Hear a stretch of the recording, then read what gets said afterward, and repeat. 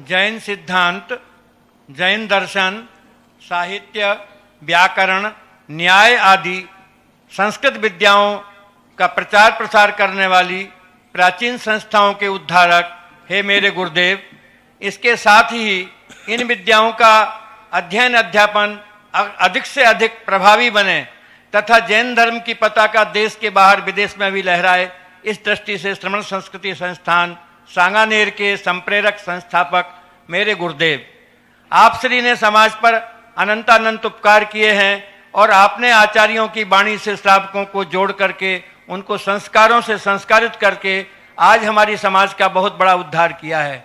परंतु महाराज श्री, हमारी त्रासदी है कि जैसे जैसे समाज में धन संपदा में वृद्धि हुई और समाज में समृद्धि बढ़ी, उसकी ओर दूसरी ओर यह देखने का बुरा पक्ष देखने को मिल रहा है कि समाज के कुछ लोग अपने ही साधर्मी भाइयों के प्रति जो है वात्सल्य का भाव नहीं रखते हैं, एक दूसरे के प्रति ईर्ष्या का भाव उनके अंदर पनप रहा है। और आश्चर्य भरा दुख जब ज़्यादा होता है जब जो ज्ञान विज्ञान से संपन्न लोग हैं, ज्ञानी लोग हैं और प्रतिमा को धारण करने वाले भी लोग हैं, वे दूसरे व्यक्ति का यश बर्दाश्त नहीं कर पाते हैं।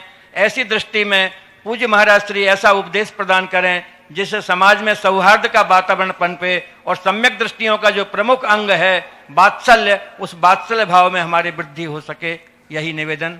नमस्ते। संसार में यदि यह दोष नहीं होंगे तो फिर कहाँ होंगे? संसार इन्हीं सब दोषों का घर तो है ही। अब इन दोषों के बीच में से जो व्यक्ति इन दोषों से छूट जाते हैं वे संसार से ऊपर उठ जाते हैं।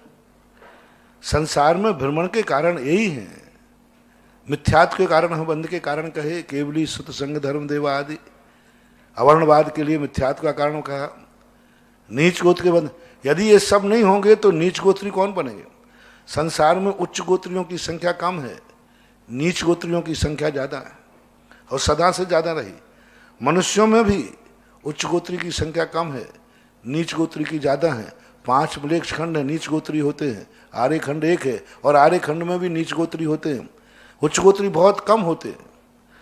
यानी संसार में गुणी लोग बहुत कम होते हैं जो इस बात को समझ जाते हैं। शैले शैले न माणिक्यम मौक्तिकम ना गजे गजे, साधवा नहीं लोकेशु चंदनम ना वने वने। ये नियम है, सिद्धांत है।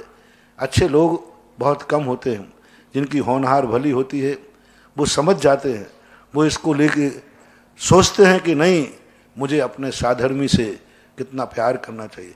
कई लोग भेष में आकर साधर्मी बन जाते हैं।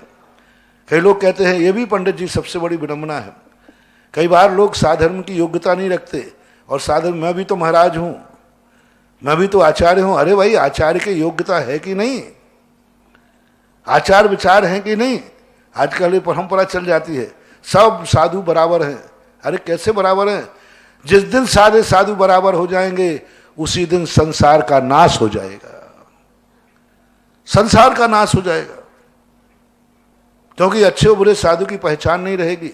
आपके स्कूल में जब लोग पढ़ते हैं तो विद्यार्थी तो सभी पढ़ते हैं और पास भी सभी होते हैं, लेकिन मेरिट लिस्टेडों का सम्मान क्यों किया जाता है?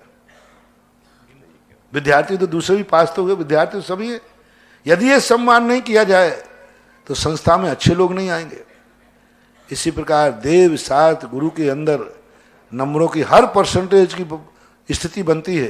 कौन किस परसेंटेज में आ रहा है उतना उसका सम्मान होना चाहिए। जिसके अच्छे नंबर हैं, साधुओं में जरूर भेद करना चाहिए। जो साधुओं में भेद नहीं करता है वो धर्म का सबसे बड़ा नाश करता है। क्योंकि अच्छे और बुरे साधु का भेद नहीं करोगे तो कभी अच्छे साधु नहीं बनेंगे। लोग कहेंगे क्या फर्क पड़ता है, 99 नंबर पाओ तो भी वही नौकरी है और 33 पाओ तो वही नौकरी है, तो फिर 99 लाने का प्रयास करेगा कोई? क्या कोई नहीं करेगा। क्यों पढ़ना, 33 आ ही जाएंगे। जब जब लोगों को अधिक गुणवानों का सम्मान जब तक देश में चलता रहेगा तब तक गुणवानों की संख्या बढ़ती रहेगी और गुणवान और गुणहीन सब एक हो जाएं, सभी साधु एक कैटेगरी में आ जाए, कौन बड़ा कौन छोटा कौन कैसा, ये सब करना ही चाहिए। जब तक ये भेद रहेगा तब तक अच्छे साधु बनते रहेंगे। और जिस दिन सभी साधु बराबर हैं, अपन कोई विकल्प नहीं करना।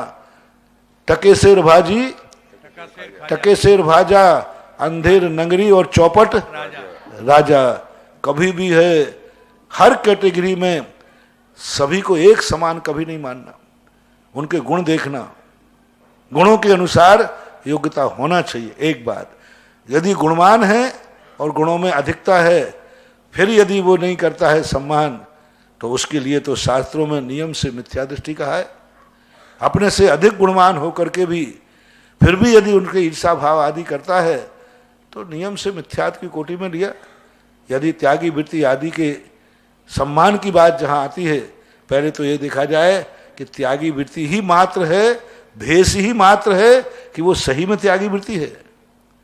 कम से कम कुछ ऐसी क्रियाएं तो परिलक्षित होना चाहिए, अंदर की बात अंदर छोड़ो, कम से कम बाहर की क्रियाएं तो उसकी ऐसी होना चाहिए जो कम से कम देखने में तो लगे कि ये त्यागी वृत्ति है, देखने में तो लगे कि ये साधु है, देखने में तो लगे कि ये जैन है। तो इस प्रकार की स्थितियां बनना चाहिए। और रही बात उपेक्षा की, तो परिसर जो हैं अच्छे साधुओं के लिए होते हैं। एक सत्कार पुरस्कार परिसर आता है, जी। वो मिथ्या दृष्टियों के लिए नहीं है, सम्यक दृष्टियों के लिए है। ये परिसर बनाई इसलिए है कि ऐसा होता है। तो दुनिया को क्या करते हैं मुझे कोई मतलब नहीं, लेकिन जो त्यागी वृत्ति हैं उनको तो ये सत्कार पुरस्कार परिसर जीतना ही पड़ेगा। आक्रोश परिसर है, बहुत सारे परिसर हैं जो इस प्रकार की परिणति करते हैं।